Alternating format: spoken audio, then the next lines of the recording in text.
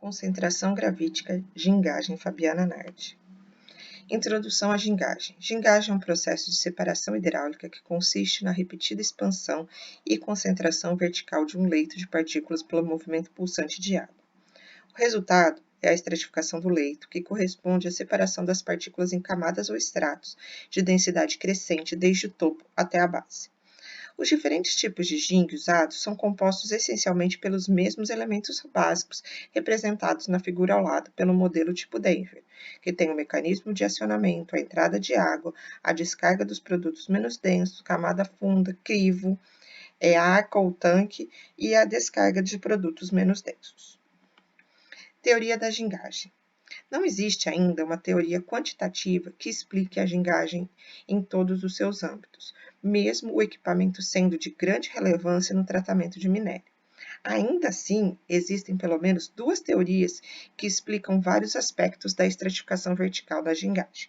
Uma delas, a teoria hidrodinâmica, descreve a gingagem a partir do comportamento de partículas individuais no fluido, enquanto a outra, a teoria de energia potencial, descreve o comportamento do leito como um todo.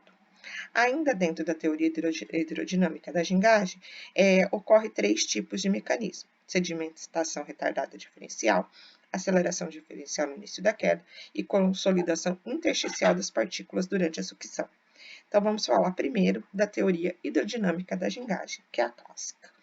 Na teoria clássica, a separação das partículas ocorre principalmente quando o leito está aberto e dilatado.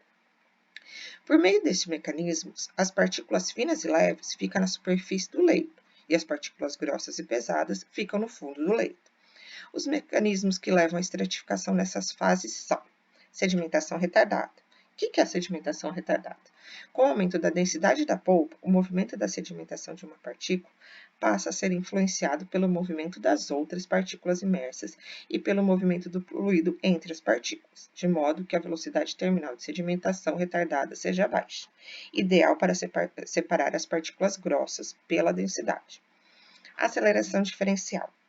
Uma partícula sofre interferência das paredes do concentrador e das outras partículas. Por isso, move-se por um curto período de tempo e por curta distância, até que sua trajetória é desviada por uma superfície ou por outra partícula. Isso faz com que as partículas fiquem sujeitas a períodos de aceleração e desaceleração seguidos. Dependendo do tipo de concentrador, esses períodos podem ser predominantemente durante as movimentações das partículas. Por outro lado, durante a sucção, o principal mecanismo atuante na separação das partículas. Nessa fase, as partículas finas e pesadas ficam no fundo e as grossas e leves ficam na superfície do leito. As sucessivas impulsões e sucções resultam em uma concentração com ótima eficiência e quase perfeita, em função da densidade das partículas presentes no leito. Consolidação intersticial ocorre quando as partículas com tamanhos diferentes e densidades diferentes não percorrem distâncias iguais. Partículas de tamanhos diferentes alcançarão repouso em tempos diferentes. Partículas mais grossas sedimentam com maior rapidez e formam um interstício entre si. Aumenta a liberdade da movimentação das partículas finas nos vazios criados. A outra teoria, a teoria da energia potencial.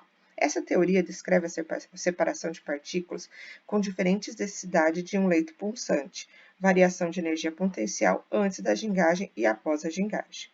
A estratificação ocorre na superfície para a base do leito, em ordem crescente de densidades. A pulsação faz com que a parte de energia potencial seja dissipada. A teoria da energia potencial visa descrever o comportamento do leito como um todo. O cálculo da energia potencial do leito antes da gingagem considera uma mistura de dois minerais homogênea, cuja partícula se divide em leves e pesadas, com peso Gg1 e Gg2, respectivamente, e com um único centro de gravidade, que se localiza à metade da altura do leito H. O cálculo da energia potencial do leito depois da gingagem. Após a estratificação total, o leito passa a ter dois centros de gravidade correspondente à camada da mistura.